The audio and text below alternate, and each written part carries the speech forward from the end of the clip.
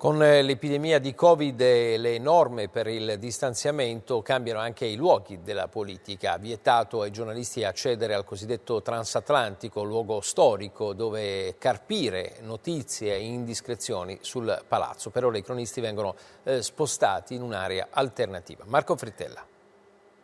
Diceva Enrico De Nicola, primo presidente della Repubblica, che il transatlantico è luogo di fatica senza lavoro e di ozio senza riposo. Insomma, attese e chiacchiere. All'epoca sua i giornalisti non potevano entrare in quella sterminata anticamera che porta all'aula. I cronisti scrutavano i deputati solo da dietro una porta a vetri. Poi la porta a vetri si aprì e fu lo sciame. Generazioni di cronisti hanno dragato quello stanzone alla ricerca di notizie, indiscrezioni, soffiate, aneddoti e retroscena per lo più fantasiosi. Hanno raccontato accordi, congiure, tradimenti e rivolte che prendevano forma proprio davanti ai loro occhi. Hanno raccolto confidenze e spergiurato di non rivelare segreti.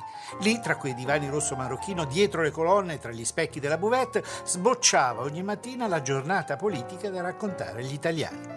Il transatlantico, gloria della Prima Repubblica, sopravvisse alla seconda e decade con la terza, spodestato da nemici potenti. Prima i social, la piazza digitale e ora il virus. E causa Covid, 60 anni dopo, la porta a vetri si richiude. Il transatlantico torna ad essere quello che è, un'anticamera. Lo spettacolo è altrove.